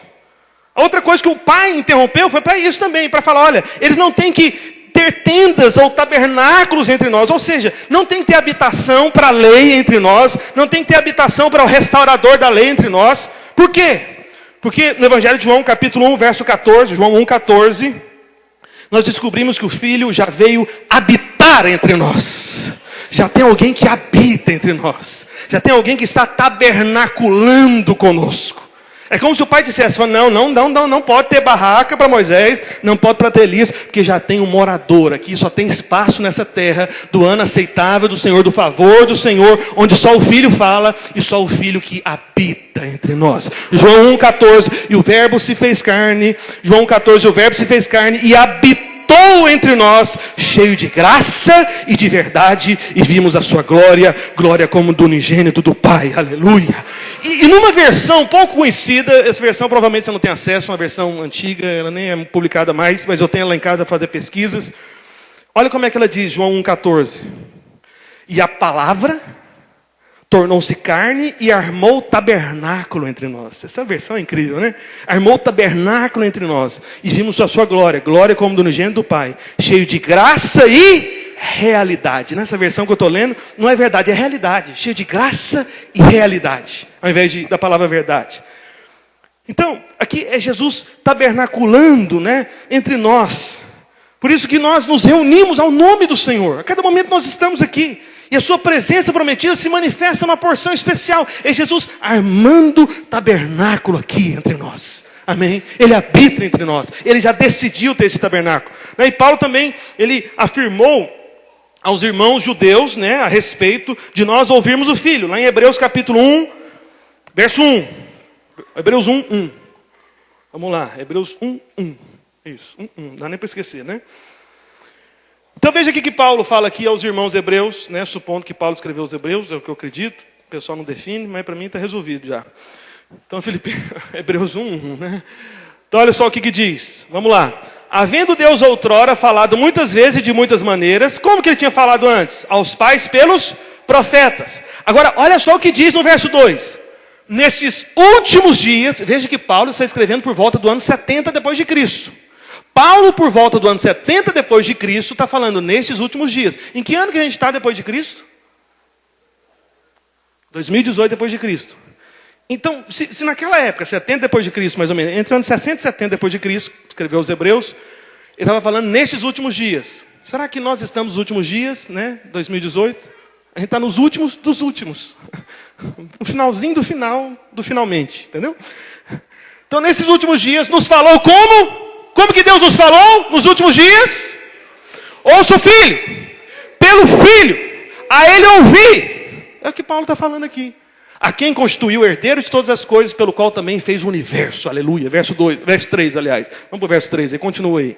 Vamos lá. Ele que é o resplendor da glória, a expressão exata do seu ser, sustentando todas as coisas pela palavra do seu poder. Depois de ter feito purificação dos pecados, assentou-se à direita da majestade nas alturas, tendo se tornado tão superior aos anjos, Moisés e Elias e qualquer ser que você possa imaginar, quanto herdou mais excelente nome do que eles. E aí Pedro vem querer fazer barraquinha para Moisés e Elias do lado de Jesus, meu irmão. Pensa se um negócio desse não é absurdo. Entende? Ouça o Filho, ouça o Filho. E apesar desse comportamento absurdo de Pedro, olha só o que diz Mateus 17,5. Volta lá, Mateus 17,5. Aleluia. Meu Deus do céu. A pressa aqui, como é que eu derrubo tudo aqui? Misericórdia. Irmãos, os irmãos estão comigo mesmo aqui, amém? Se eu não me engano, esse é o horário mais ou menos que acaba o culto, não é? Não? Vamos lá. Daqui a pouco eu chamo o irmão para o teclado aqui para disfarçar, fazer de conta acabando, né? Que negócio. Calma aí. Eu preciso de mais tempo, irmãos. Os irmãos me dão pelo menos mais uns 15 minutos, alguma coisa assim. Eu vim de longe. Irmão, você tem noção? Quantos quilômetros? Depois você pesquisa. Eu nem sei. De Recife para cá. Tem nem noção. Eu sei que de Recife para Goiânia é 2.400 quilômetros. Aqui deve passar uns 3.000, sei lá, e tanto, né? 3.500. Misericórdia. Não, os irmãos têm que me dar uma hora mais. Aleluia. Meu Deus do céu. Eu acredito. Eu sou crente, irmão. Lembra disso? Crente crê. Crente acredita. Mateus 17:5. Vamos lá. É só hoje, viu, irmão? Vai demorar para voltar, amém? Ou não sei, né? Falava ele ainda, olha só. Quando uma nuvem luminosa os envolveu. Uma nuvem o quê, irmãos? Guarda isso. Nuvem o quê? Luminosa. Isso é importante, não esqueça. Luminosa. Essa é a qualidade dessa nuvem. Os envolveu. E eis vindo uma voz que dizia: este é meu filho amado, quem me compraz, a ele ouvi. Ouça, filho. Veja. Apesar desse comportamento absurdo de Pedro, o que envolveu ele era uma nuvem luminosa. Porque apesar do erro dele, quem estava próximo de Pedro era aquele que não veio acusar. Era aquele que veio cheio de graça e de verdade. E veja, quando a gente fala de graça e verdade, que eu falei agora há pouco de graça e realidade, é porque é o seguinte: graça e realidade, é boa essa tradução, sabe? Eu acho que é melhor do que graça e verdade. Por quê? Por que graça e realidade? Porque Deus só pode ser realidade para mim e para você por causa da graça. Entende? A graça precede a realidade. Então, tudo aquilo que é realidade no reino de Deus, no reino vindouro, na sua glória, os poderes do mundo vindouro, só é possível nós tocarmos neles, nós entrarmos nessa realidade por causa da graça. Por isso que é graça e realidade. Eu gosto dessa versão. E a verdade, é importante você lembrar, a verdade está sempre do lado da graça, não da lei.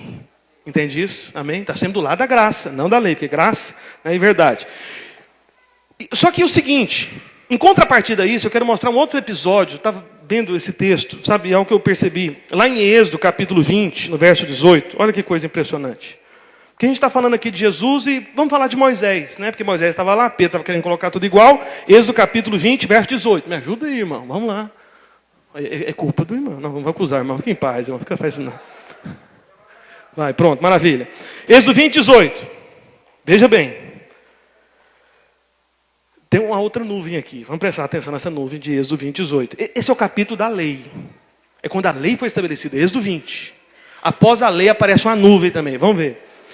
Êxodo 20, 18. Todo o povo presenciou os trovões, relâmpagos, o clangor da trombeta, o monte fumegante. O povo estava observando, se estremeceu, ficou de longe. O povo estava de longe ou de perto, irmãos? De longe, é importante. Disseram a Moisés: fala-nos tu e te ouviremos, porém não fale Deus conosco, para que não morramos. Respondeu Moisés ao povo: não temais. Não temais. Deus veio para vos provar. Imagina, Deus veio para te provar. Aí, o cidadão não fica com medo hora dessa. Ele vai te pegar. Você viu? Tem um pregador que fala isso, né? Deus vai te pegar, né? Tá vendo? Moisés purinho. Você não pode ouvir Moisés, nem Elias. Ouça o filho, amém? E para o seu temor, verso 21, vai para o verso 21. Verso 21, isso. O povo estava de longe em pé. Moisés, porém, se chegou à nuvem. Na lei tinha uma nuvem também, mas era uma nuvem escura. Na graça tinha uma nuvem também, mas era uma nuvem luminosa. Mesmo que Pedro tinha proposto a coisa mais absurda que ele poderia propor naquele momento, a nuvem que envolveu Pedro não era uma nuvem escura, de trevas, de condenação, de culpa, de juízo, que causava medo. Porque o povo estava com medo diante dessa nuvem escura. Por isso que na graça, mesmo quando você erra, mesmo quando você falha, meu irmão, deixa eu dar uma palavra da parte do Senhor para você, meu irmão. Sempre sobre você haverá uma nuvem luminosa. Entendeu isso? Isso é garantia de céus abertos sobre você. Você tem céus abertos continuamente. Céus abertos continuamente. Esse é um outro dizer também que precisa ser mudado. Que muitos irmãos falam, pois é, o céu estava fechado. Que céu fechado o quê, meu irmão? Na Nova Aliança não tem céu fechado mais não. Tem nuvem luminosa sobre você. Pastor, mas mesmo quando eu erro, mesmo quando eu falho. Sim, Pedro tinha falhado. Você viu o que Pedro aprontou lá? O pai interrompeu. Meu Deus do céu, absurdo que Pedro propôs. O que veio sobre ele? Nuvem de trevas, nuvem escura, ou veio uma nuvem luminosa? Uma nuvem luminosa. Há sempre uma nuvem luminosa sobre a sua vida. Não importa o que aconteça, não importa o que você faça, a nuvem escura nunca mais virá sobre você. Só tem sensação de nuvem escura quem ouve Moisés. É o que aconteceu. Você viu? O povo estava ouvindo Moisés. Quem ouve Moisés tem essa sensação. Céu fechado, nuvem escura, parece que está tudo fechado, parece que está tudo difícil. Moisés, não ouça Moisés. Ouça o filho. Ouça o filho. Ouça o filho. Então essa nuvem é para expressar o perfeito amor, porque o perfeito amor lança fora todo medo. 1 João 4,18 diz, no amor não existe medo, antes o perfeito amor, o amor de Deus. Isso é importante. Tem irmão que é confuso sobre isso aqui. Eu queria tanto ter o perfeito amor para com Deus, porque aí eu não vou ter medo mais. Não. O perfeito amor é só daquele que é perfeito. É o perfeito amor de Deus para você. Na sua direção. Então quando você descobre esse amor perfeito, que é incondicional, que independente das suas escolhas, mesmo quando você erra, é nuvem luminosa sobre você, você não tem medo. Qual que era o comportamento do povo depois de receber a lei no Monte Sinai? Eles tinham medo. Eles estavam com medo. Foi o que a gente leu agora há pouco. Eles estavam com medo. Mas o perfeito amor lança fora todo medo. E o perfeito amor só pode ser trazido por aquele que é amor. Então ouça esse que é amor. Ouça o filho. Ouça ele, somente a ele. Somente a ele. E sabe uma coisa que é impressionante? É tudo sobre Jesus. Até a lei e os profetas, no final das contas, anunciaram Jesus. Olha só em Romanos capítulo 3, verso 20. Romanos 3, 20. Meu Deus, aleluia. O tempo aqui corre mais rápido. Mas deve estar errado, deve ter algum problema com o meu horário aqui. Não, pior que não tem não, está dando tudo certo aqui. Mas vamos lá. Romanos 3, 20. Olha só. Os irmãos têm aí no computador a NTLH ou não? A outra versão? Não, né? Não, então ótimo, fica com essa aí mesmo. Olha só, Romanos 3,20. Visto que ninguém será justificado diante de Deus por obras da lei. Amém? Em razão de que pela lei vem o pleno conhecimento do pecado. Então a lei vem para mostrar a plenitude de pecado. Mas agora, sem lei, ou seja, independente da lei, se manifestou a justiça de Deus, testemunhada pela lei e pelos profetas. Eles falaram sobre isso. Justiça de Deus mediante a fé em Jesus Cristo para todos e sobre todos os que creem. Porque não há distinção, pois todos pecaram e carecem da glória de Deus, sendo justo. Esse verso 24 é interessante, tem uma redundância aqui, já percebeu já? Olha só, verso 24. Sendo justificados gratuitamente por sua graça. Olha que maravilha. Gratuitamente pela graça. Mas graça já não é gratuito? Gratuito já não é graça? Então para a ênfase ficar bem enfatizada, gratuitamente por sua graça, mediante a redenção que há em Cristo Jesus, diga aleluia. Agora eu vou ler para você, apenas ouça na NTLH. Ficou impressionante esse texto na NTLH, olha só. Pois ninguém é aceito por Deus por fazer o que a lei manda. Porque a lei faz com que as pessoas saibam que são pecadoras. Mas agora Deus já mostrou que o meio pelo qual ele aceita as pessoas não tem nada a ver com a lei. A lei de Moisés e os profetas dão testemunho do seguinte: Deus aceita as pessoas por meio da fé que elas têm em Jesus Cristo. É assim que ele trata todos os que creem, pois não existe nenhuma diferença entre as pessoas. Uau! Fantástico, não é verdade? Volta para Mateus 17, verso 5. Mateus 17, 5, quero chamar o irmão para o teclado aqui. Aleluia. Entenderam a estratégia, né? Estou te contando os segredos dos pregadores. Chama para o teclado e diz, mano, está acabando. Aí vai 40 minutos, brincadeira. 37 só, tá bom? Brincadeira de novo. Meu Deus. O irmão ali está animado também. Mateus 17, 5. Está ali. Falava-lhe ainda quando uma nuvem luminosa o envolveu, e eis vinda uma voz que dizia, este é meu filho amado em quem me compraz, a ele ouvi. Verso 6. Ouvindo os discípulos, caíram de bruços tomados de grande medo. Aproximando-se deles, tocou-lhe Jesus dizendo, erguei-vos e não temais. Veja, por que eles caíram de bruços com medo? Porque eles eram ouvintes, eles eram fãs de Moisés e Elias. Pedro, pelo visto, era mais fã de Moisés. Tiago e João eram mais fã de Elias. Você lembra quando Tiago e João falaram para Jesus: Mestre, o senhor quer que a gente manda descer fogo do céu sobre eles aqui? Lembra? Não dá para eu abrir com você? Mas quem que fazia esse negócio de descer fogo do céu? Elias, tá vendo? Então Pedrão, Moisés, Tiago, né, João, Elias. Então eles estavam acostumados com o esquema de Moisés e Elias. Aprontou, fica com medo. Só que o pai falou: ouça o filho. Vamos lá. Eles estavam esperando condenação. Eles tiveram medo. Porque eles estavam familiarizados com a lei e os profetas. Eles eram judeus, lembre-se disso. Amém? Eles não permaneceram na graça, na realidade de Cristo.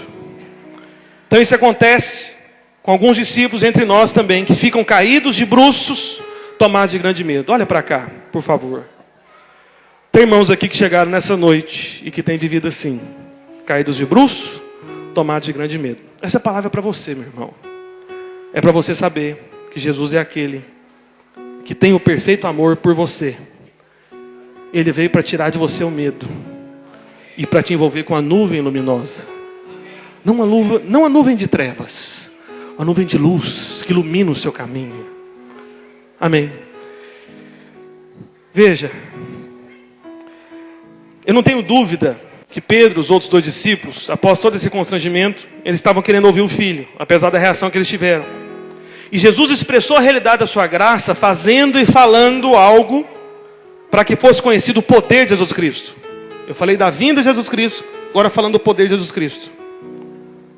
Verso 7, Mateus 17, verso 7, coloca aí isso. Aproximando, vamos ler o verso 7 juntos, a uma só voz, amém? 2, 3 e... Aproximando-se deles, tocou-lhe Jesus, dizendo: erguei-vos e temai, e não temais. Você vai conhecer o poder de Jesus que Pedro estava falando, lá em 2 Pedro 1. Poder de Jesus, agora. Primeira coisa, diga logo após mim, diga assim: quando estamos dispostos a ouvir o Filho, Ele se aproxima de nós e nos toca. É o que está escrito aqui no verso 7. Então veja, em primeiro lugar, é Jesus quem se aproxima. Por quê? O que Jesus disse para os discípulos lá em João 15? Não fostes vós que escolhestes a mim, mas eu escolhi a vós outros para que vós deis frutos. Olha para cá, meu irmão. Não foi você que escolheu a Cristo. Eu sei que é comum dizer cristão evangélico: é o dia que eu aceitei a Cristo. Que dia que aceitou a Cristo? Foi o dia que Cristo aceitou você. Foi Ele quem escolheu você. Ele quis você. Ele pensou você do meio de uma multidão. Ele olhou toda a sua história de quedas, de fraquezas, de pecados, de fracassos. Ele sabia que você ia falhar. Ele sabia que você ia acabar fazendo coisas absurdas como Pedro fez. Mas mesmo assim, Ele quis você. Ele escolheu você. Veja, Jesus que se aproximou de Pedro. Pedro tinha aprontado. Pedro tinha proposto coisa absurda. E é Jesus que vai até Pedro. Não é Pedro que vai até Jesus. É Jesus que vai até Pedro. Isso é muito importante. Isso é muito importante. É Jesus que se aproxima. Por isso, todas as vezes que você se sentir reaproximado do Senhor Jesus, deixa eu te falar, é Jesus que tomou a iniciativa. Por isso que Paulo fala lá em Filipenses 2, que é Ele quem opera em nós o querer e o realizar. Sabe aquela época que você está meio frio, que você não está tão constante na obra, mas de repente algo começa a ser, sabe, reacendido, vai te dando aquela vontade de buscar o Senhor, buscar a palavra, vir para o culto. Meu irmão, isso não tem nada a ver com você não. É Ele que foi até você. É Ele que está indo ao seu encontro. É Ele que está capturando o seu coração, reconquistando o seu coração. É Ele quem faz isso, porque é Ele quem se aproxima de nós, mesmo quando nós estamos caídos de bruços, com medo, porque nós fizemos algo errado. É Ele quem se aproxima de você e te envolve com a nuvem luminosa. Não de trevas, não de trevas. Não é a nuvem do Sinai, é a nuvem de Sião. É a nuvem da nova aliança. Essa nuvem envolve você. Ele se aproxima. Ele não apenas aproxima, mas Ele nos toca para nos fazer perceber a sua presença. É um toque de amor pessoal, toque de afeto, apoio, consolo. É o toque que você precisa, porque somente o Senhor é tudo que você precisa. Ele está aqui para tocar você, sempre. Pastor, mas eu errei. Pois é, eu sei. Estou caído de bruços, estou com medo. Não tenha medo, é o que Jesus disse. A nuvem que está sobre você sempre é nuvem luminosa. E é Ele quem toma a iniciativa de ir atrás de você. É Ele quem busca você. A ovelha se perdeu, Lucas 15. É o pastor que vai atrás da ovelha, não é a ovelha que volta para casa. É Ele que vai e te captura de volta. E faz festa quando chega em casa. Segunda coisa, diga assim: quando ouvimos o Filho, Ele diz: erga-se e não tenha medo. É o que nós lemos. Aproximando-se dele, tocou Jesus dizendo: o que Ele disse? Erguei-vos e não temais. Quando você ouve, é isso que Ele vai falar. Ele diz: erga-se e não tenha medo. Então, depois dessa aproximação, depois do toque do Filho, Ele não apenas diz: levante-se. Mas deixa eu te falar algo. É Ele quem levanta você. Por que eu posso dizer isso? Deixa eu te explicar.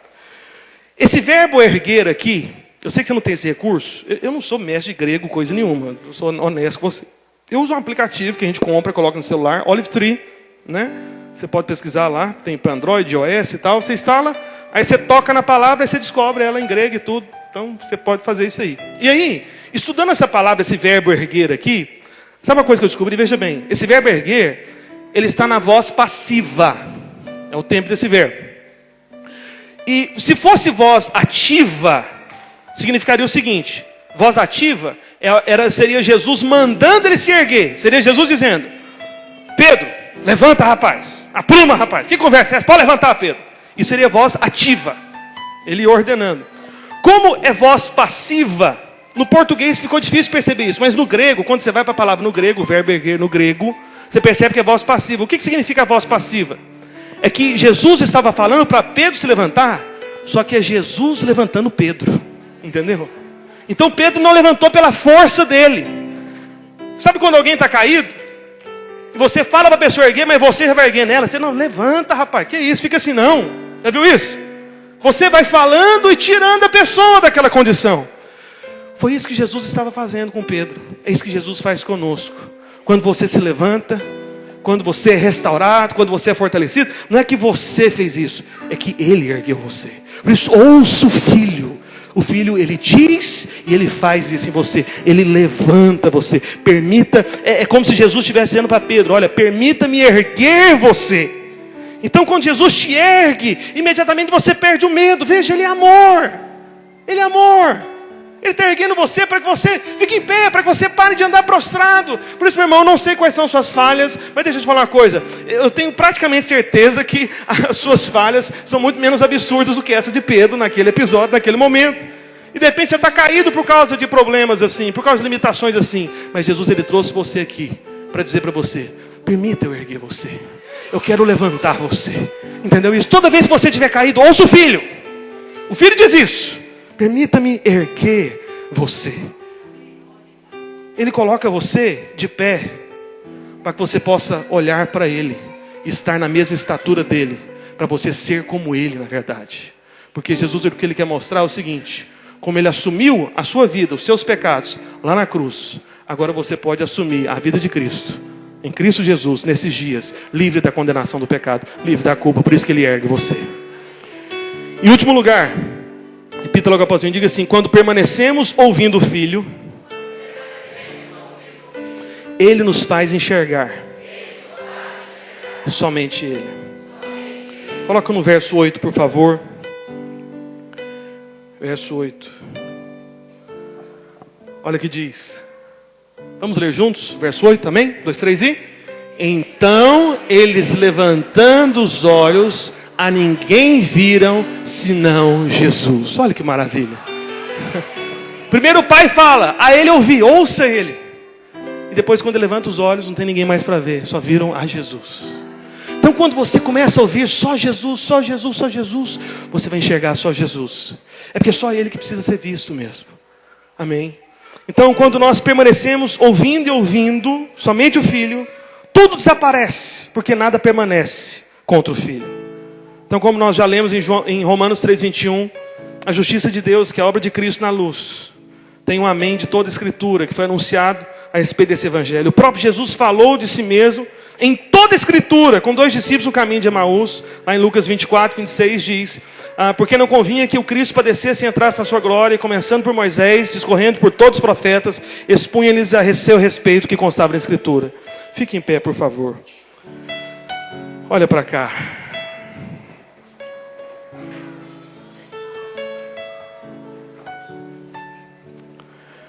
Olha para cá.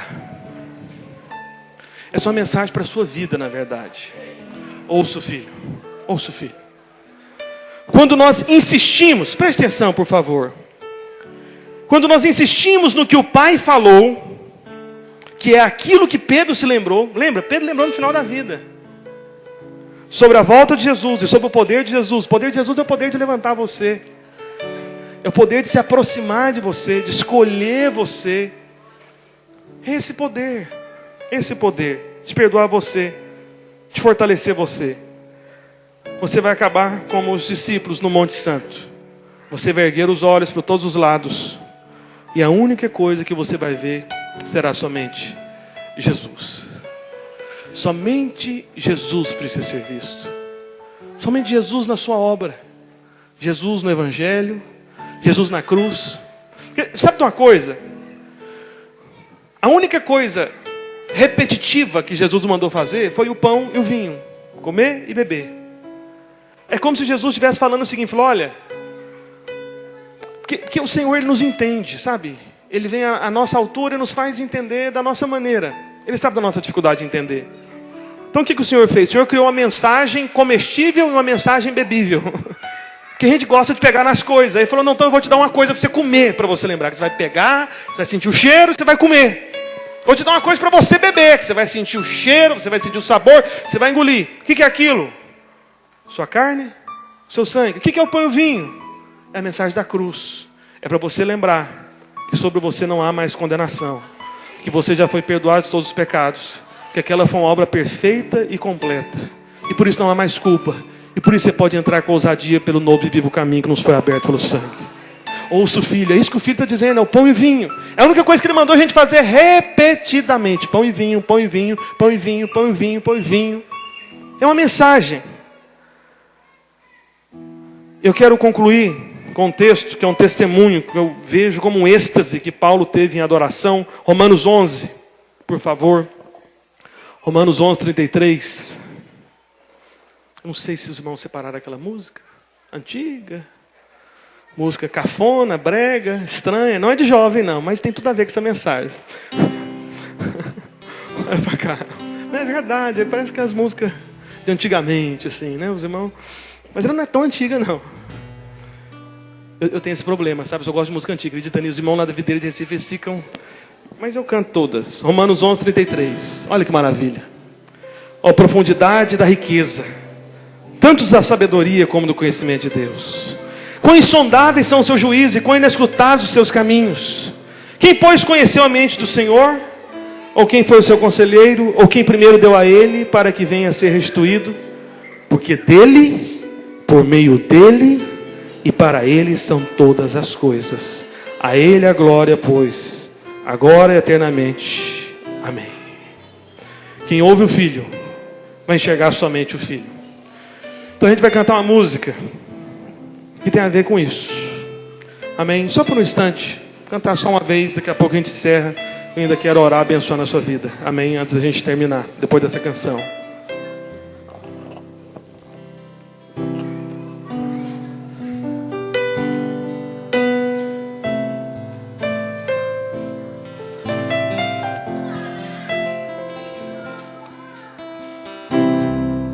Não importa quem você é, não importa o que você fez, Jesus conhece o seu interior também.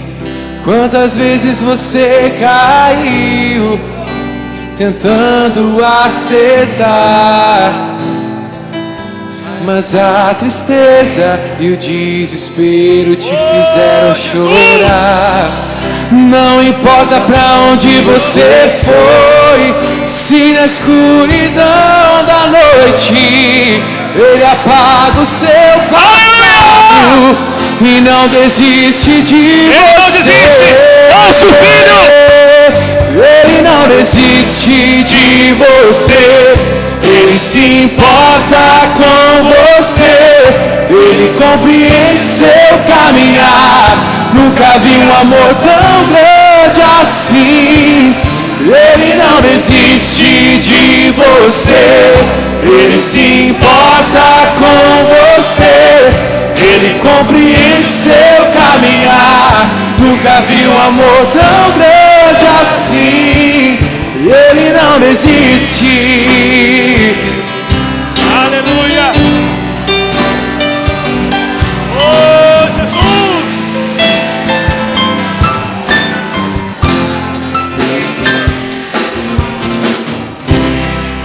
Não importa quem você é, não importa o que você fez, Jesus conhece o seu interior também. Quantas vezes você caiu tentando acertar, mas a tristeza e o desespero te fizeram chorar. Não importa pra onde você foi, se na escuridão da noite, aleluia, Ele apaga o seu passado e não desiste. Ele não desiste. Aleluia. Ele não desiste de você. Ele se importa com você. Ele compreende seu caminhar. Nunca vi um amor tão grande assim. Ele não desiste de você. Ele se importa com você. Ele compreende seu caminhar. Nunca vi um amor tão grande assim. Ele não desiste de você. Ele se importa com você. Ele compreende seu caminhar. Ele não desiste de você. Ele se importa com você.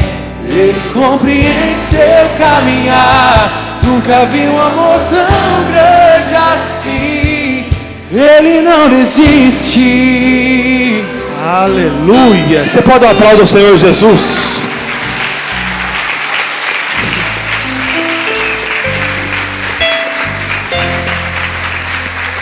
Ele não desiste de você. Ele não desiste. Romanos 11:29 diz que os dons e a vocação de Deus são irrevogáveis. Em Efésios 2:8-9 diz: porque pela graça sois salvos mediante a fé. Isso não vem de vós, é dom de Deus, não de obras, para que ninguém se glorie. O dom que Deus dá, ninguém toma de volta. Jesus disse que o Pai nos colocou na mão de Jesus, e da mão nele ninguém pode nos arrebatar. O que garante que você permanece com Ele, mesmo quando você peca, mesmo quando você falha, mesmo quando você está como Pedro, prostrado, com medo, achando que tem juízo sobre você, mas não tem, achando que tem nuvem de trevas sobre você, mas não tem, é sempre a nuvem luminosa. O que garante você permanecer nele, não é a força da sua mão segurando a mão dele, mas é a força da mão dele segurando a sua mão. E Ele prometeu que Ele não vai soltar. Ele não vai soltar. Ele disse: aquilo que o Pai me deu é maior do que tudo, e ninguém arrebatará da minha mão. Ele está falando sobre você, sobre você. Por isso, feche seus olhos por um instante. Como você está, eu quero orar por você. Ouça o filho, não ouça Moisés. Elias e Moisés não tem mais o que falar para você. Não vá para Sinai, fique em Sião. Ouça o filho. Pai, em nome de Jesus, eu quero orar por essa igreja, por esses irmãos preciosos. Que o Senhor possa fazer com que eles ouçam somente a Ti, e que eles vejam somente a Ti. E mesmo, ó Deus, diante do pecado, mesmo diante da falha, mesmo diante das inconstâncias, eles possam ter na sua memória. Fixa, Senhor, na memória de cada um dos Teus filhos hoje, que não há mais nuvem de trevas, não há mais nuvem de juízo, mas a nuvem luminosa, os guardando, os preservando, porque é a nuvem daquele que vem sempre, se aproxima, toca e ergue e diz: não tenha medo, porque o perfeito amor, o amor do Senhor, que é perfeito por nós, lança fora, remove todo o medo e toda insegurança. Por isso, ó Pai, em nome de Jesus, que os Teus filhos possam ouvir somente o Teu Filho, ouvir somente Cristo Jesus, que veio para pregoar o ano aceitável do Senhor. Ponto. Fechou o livro. O ano aceitável do Senhor. Diga aleluia! Pastor Álvaro, vocês querem dar algum recado e encerrar? Obrigado pela paciência dos irmãos. Sempre os irmãos se orarem, lembrarem de mim, orem por mim. Preciso de muita oração. Há uma grande obra a ser feita lá em Recife. Você foi chamado para pregoar o ano aceitável do Senhor. Esse é o tempo. Jesus fechou o livro ali. Não é dia da vingança. Amém? Ouça o filho. Ouça o filho.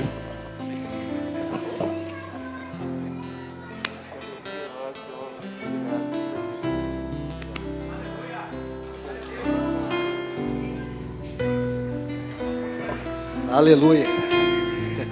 Se o livro está fechado, o que eu vou falar agora?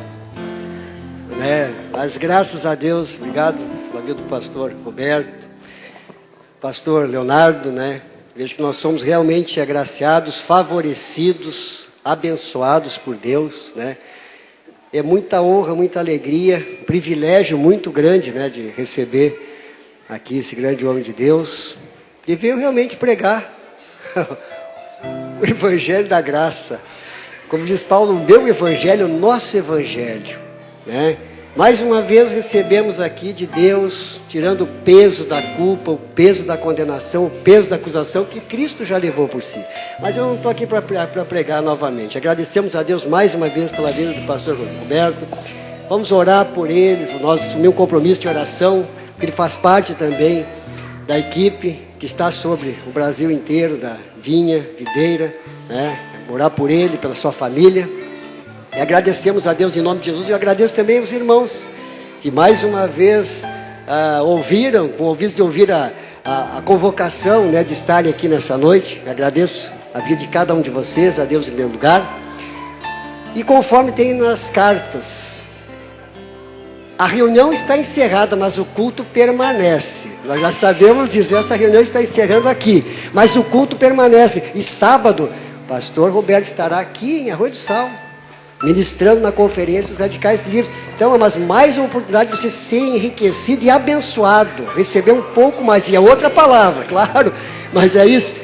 Vai estar lá, então vamos motivar você, encorajar você a estar aqui em Arroio do Sal. Aproveitar mais um pouco, receber um pouco mais, estar compartilhando conosco as riquezas que Deus tem dado para ele, as bênçãos. E nós fomos muito enriquecidos, muito abençoados nessa noite, em nome de Jesus. E conforme Paulo diz, está escrito na palavra de Deus, que a graça do Senhor Jesus, o amor de Deus Pai e a comunhão do Espírito Santo seja com todos nós, em nome de Jesus. E agora vamos aplaudir o nosso Senhor Jesus Cristo com toda a nossa força, em nome de Jesus. Aleluia!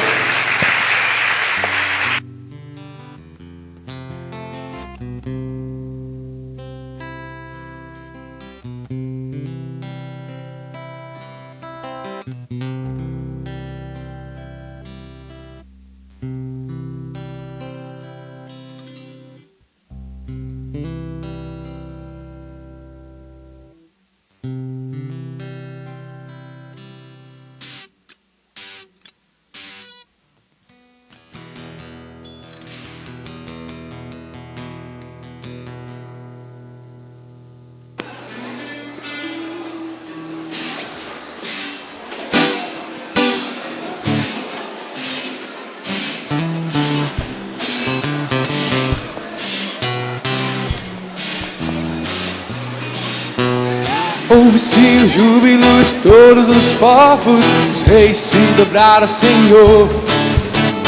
Ouve-se um brado de vitória, o dia do Senhor chegou.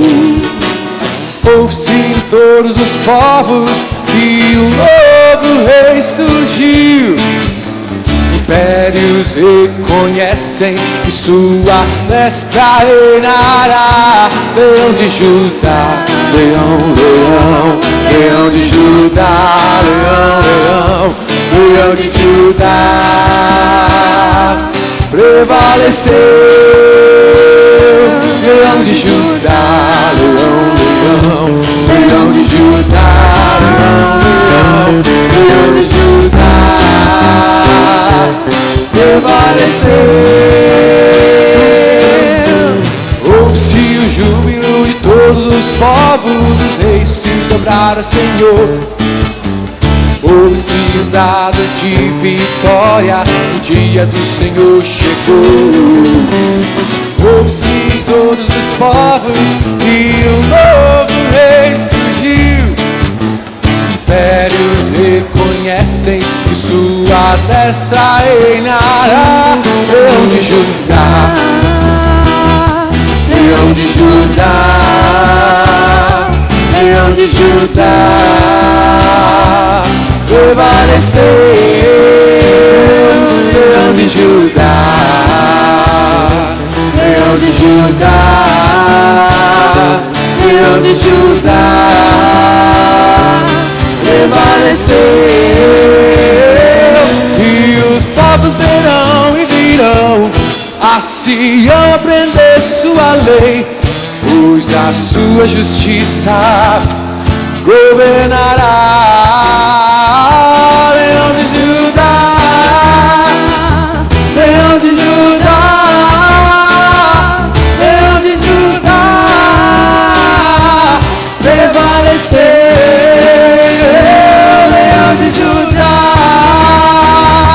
Leão de Judá, Leão de Judá,